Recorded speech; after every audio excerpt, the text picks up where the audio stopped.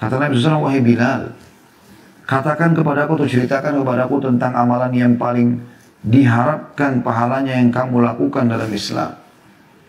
Artinya kau harap itu khusus akan ada pahala yang besar kau dapatkan darinya. Karena aku mendengar suara kedua sandalmu di depanku di surga. Ya. Seakan-akan kau masih di sini tapi sudah ada sandalmu didengar di surga. Bilal menjawab,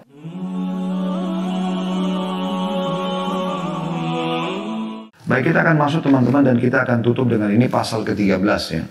Saya sambung dengan ini karena memang ini yang terakhir dalam kitab Taharah. Insya Allah kita akan lanjutkan pertemuan kita nanti dengan kitab sholat ya. Yaitu anjuran sholat 2 rakaat setelah wudhu. Hadits nomor 226 dan situ ada angka 1 atau hadits pertama dalam pasal kita dengan sanad sahih dari Abu Hurairah radhiyallahu anhu bahwa Rasulullah SAW bersabda kepada Bilal, ya Bilal, hadithni bi arja amalin amiltahu fil Islam, fa inni sami'tu daffana alayka bayna yadayya fil jannah. Qala ma amiltu amalan arja indi min anni lam atatahhar tuhuran fi sa'atin min laylin aw nahar illa sallaitu bidzalika tuhur ma kutiba li an usalliya. Kata Nabi SAW, wahai Bilal, katakan kepadaku atau ceritakan kepadaku tentang amalan yang paling diharapkan pahalanya yang kamu lakukan dalam Islam. Artinya kau harap itu khusus akan ada pahala yang besar kau dapatkan darinya. Karena aku mendengar suara kedua sandalmu di depanku di surga. Ya. Seakan-akan kau masih di sini tapi sudah ada sandalmu didengar di surga. Bilal menjawab, aku tidak melakukan amal yang paling bisa diharapkan pahalanya menurutku daripada amal sholat yang mana tidaklah aku benar-benar bersuci pada suatu waktu dari malam ataupun siang hari, melainkan pasti aku sholat bersama dengan amal bersuci itu selama ditakdirkan bagiku untuk bisa sholat. Diriwayatkan oleh Bukhari dan Muslim. Hadis ini teman-teman sekalian ya, memberikan pelajaran kepada kita. Yang pertama, keutamaan sahabat Nabi yang mulia Bilal radhiyallahu anhu, di mana beliau didengarkan terompas sendalnya di surga oleh Nabi SAW sementara dia masih di dunia. Dan Allah Subhanahu Wa Taala menyuruh Nabi Muhammad SAW bertanya kepada Bilal, beritahukan kepadaku amal apa yang kau kerjakan yang paling kau harapkan pahala di sisi Allah. Bisa juga bermakna tidak semua orang kerjakan. Maka dia pun berkata, aku tidak pernah ya Rasulullah bersuci atau berwudu, ini maksud dalam bab wudu, baik di malam hari atau siang hari, kecuali itu aku selalu ikutkan, kecuali aku selalu ikutkan dengan sholat 2 rakaat. Ya. Aku selalu ikutkan dengan sholat. Ya. Setelah wudu itu, selama Allah masih memudahkan aku untuk sholat. Jadi ini hadits memberikan pertama keutamaan Bilal radhiyallahu anhu. Ya, bagaimana tadinya seorang budak hamba sahaya di Mekah tidak punya nilai, tapi setelah Islam, nah di Mekah tidak ada nilainya budak, diperjualbelikan, dihukum, disiksa, dibunuh, terserah dia, terserah majikannya. Tapi setelah Islam Allah muliakan dia. Sebagaimana Umar bin Khattab berkata radhiyallahu anhu, Bilal adalah tuan kami yang dibebaskan oleh tuan kami Abu Bakar. Karena yang bebaskan Bilal adalah Abu Bakar. Ya, radhiyallahu anhum ajma'in. Kemudian yang kedua teman-teman tentang adanya perintah untuk mengerjakan sholat 2 rakaat yang dikenal dengan sunnah wudu. Itu dikerjakan oleh Bilal radhiyallahu anhu, di mana Nabi SAW di sini ya, mengiyakan atau tidak melarang tentang sholat tersebut. Ya. Bahkan bertanya dan akhirnya menjadi sebuah hukum. Karena beliau menyetujuinya, dikenal dengan takrir atau takririyah ya. Jadi Nabi SAW kalau setuju sesuatu maka Nabi ya, menanyakan dan kemudian tidak melarangnya. Seperti itulah. Juga teman-teman sekalian, ada anjuran yang ketiga pelajarannya agar selalu berwudu baik di malam ataupun siang hari. Sebagaimana sudah kita jelaskan dari awal-awal bahasan kita. Tetapi yang perlu kita titik beratkan adalah sholat sunnah wudunya. Sholat sunnah wudu ini diniatkan dalam hati untuk mengerjakan karena habis bersuci wudu kemudian sholat saja. 2 rakaat seperti sholat sunnah umumnya. Kemudian di dalam hadis selanjutnya 227 urutan nomor 2 dalam pasal kita ini dengan sanad sahih dari Uqbah bin Amir radhiyallahu anhu, dia berkata Rasulullah SAW bersabda, "Ma min ahadin yatawadda'u fayuhsinul wudu' wa yusalli rak'atain yuqbilu biqalbihi wa wajhihi 'alayhima illa wajabat lahul jannah." Tidaklah seseorang berwudu lalu dia membaguskan wudunya, lalu dia sholat 2 rakaat. Dia menghadap dengan hati dan wajahnya pada 2 rakaat itu, maksudnya kepada Allah, melainkan wajib untuknya surga. Hadis riwayat Muslim, Abu Dawud, An-Nasai, Ibnu Majah, Ibnu Khuzaimah dalam sahihnya, gitu kan. Semua disebutkan dalam hadis ini. Mirip juga dengan hadis setelahnya ya, tetapi beda keutamaan. Tapi kita akan bahas dulu hadis nomor 227. Hadis ini memberikan gambaran kepada kita tentang anjuran sholat setelah wudu. Tapi dia lebih global, sifatnya adalah bisa sholat sunnah dan bisa juga sholat wajib. Jadi bisa saja Anda kalau selesai wudu, ya, Anda langsung sholat misalnya wajib. Yang penting kan Anda sholat di situ. Bisa masuk maknanya ini. Atau maknanya sebagaimana hadis yang pertama tadi, memang dia khususkan, sebagaimana Bilal khususkan radhiyallahu anhu, setiap habis wudu sholat 2 rakaat. Makanya dikenal dengan sholat sunnah wudu. Dan ini tentu pendapat yang lebih nyambung ya. Dalam arti kata memang maknanya lebih sejalan dengan lafaz hadis yang ada.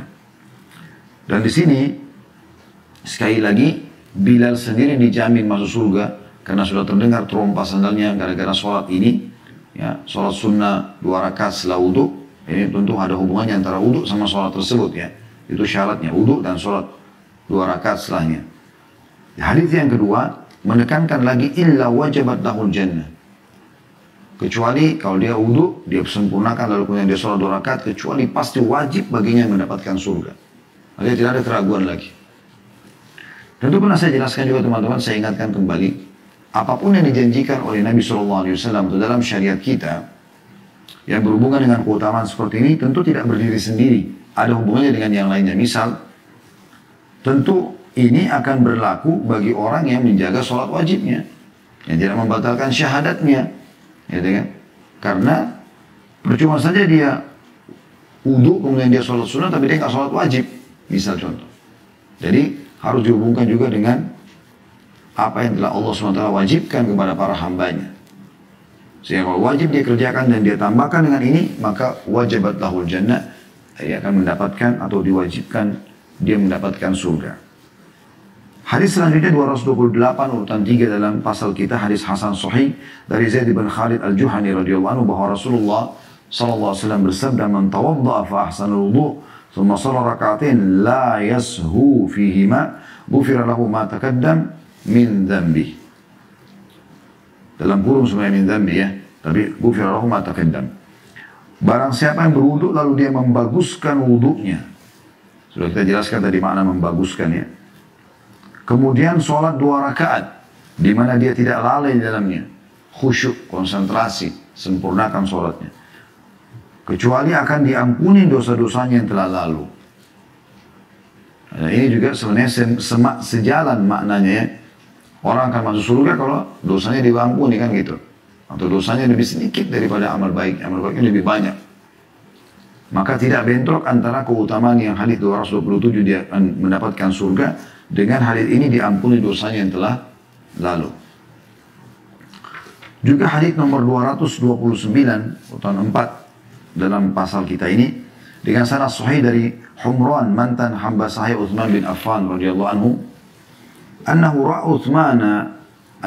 Utsman bin Affan radhiyallahu anhu da'a biwudu fa'afraga ala yadayhi min ina'i faghasalahuma 3 marrat ثم أدخل يمينه في الوضوء ثم تمضمض واستنشق واستنثر ثم غسل وجهه 3 ويديه إلى المرفقين 3 ثم مسح برأسه ثم غسل رجليه 3 ثم قال رأيت رسول الله صلى الله عليه وسلم يتوضأ نحو وضوء هذا ثم قال من توضأ نحو وضوء هذا ثم صلى ركعتين لا يحدث فيهما نفسه غفر له ما تقدم من ذنبه. Bahwasanya orang ini melihat Utsman bin Affan radhiyallahu anhu, maksudnya majikannya di sini karena dia seorang hamba saya pada saat itu, meminta air. Lalu dia menuangkan air bejana kepada kedua tangannya, maksudnya berwudu ya. Lalu dia membasuh keduanya 3 kali. Kemudian dia memasukkan tangan kanannya ke dalam air. Kemudian berkumur-kumur dan menghirup air dengan hidung dan mengeluarkannya kembali. Kemudian membasuh wajahnya 3 kali. Kedua tangannya sampai siku 3 kali. Kemudian mengusap kepalanya. Kemudian membasuh kedua kakinya 3 kali. Kemudian dia berkata, aku melihat Rasulullah SAW berwudu seperti wuduku ini. Kemudian beliau bersabda, barang siapa yang berwudu seperti wuduku ini, kemudian sholat 2 rakaat tanpa berbicara kepada dirinya, maksudnya khusyuk. Ya. Di dalam sholat itu, maka dosanya yang lalu telah diampuni atau akan diampuni. Diriwayatkan Bukhari dan Muslim. Ya, jadi hadits ini, teman-teman sekalian, mirip dengan hadits tadi sebelumnya. Tapi yang perlu kita titik beratkan adalah disebutkan lagi kembali tata cara wudhu, dan ada kalimat di sini untuk mendapatkan pengampunan dosa ternyata ada juga hubungannya dengan khusyuk dalam sholat. Nah, tadi saya bilang, jadi rentetan keutamaan seperti ini ada rentetan hubungan dengan yang lainnya.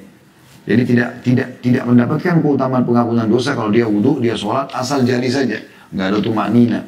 Allah buru-buru, nggak dapat apa-apa.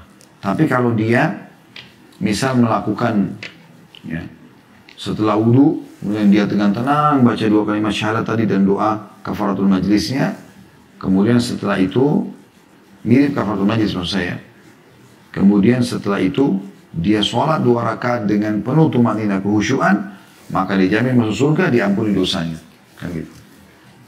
Dan hadis terakhir teman-teman sekalian di dalam pasal kita ini, dan kita tutup kitab Taharah dengan ini alhamdulillah, nomor 230. Urutan 5 dalam pasal kita dengan sanad hasan dari Abu Darda radhiyallahu anhu, dia berkata, aku mendengar Rasulullah SAW bersabda, man tawadda fa ahsanal wudu thumma qama fa shalla rak'ataini aw arba'an, tanda kutip, yashukkus sahal yuhsinu fihinna dzikra wal khusyu' thumma astaghfarallah ghafaralah. Barang siapa yang berwudu lalu dia membaguskan wudunya, jadi selalu diulangi kalimat membaguskan, menyempurnakan, memperindah, memantapkan. Kemudian dia berdiri, lalu melakukan sholat 2 atau 4 rakaat.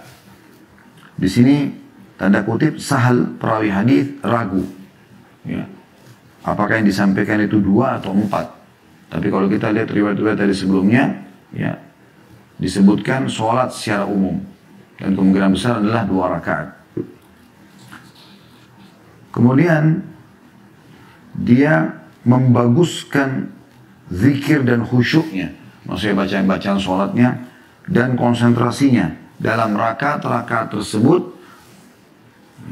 Kemudian dia memohon ampun kepada Allah, maka Allah akan mengampuni dosa-dosanya. Hadis riwayat Ahmad dengan sanad hasan.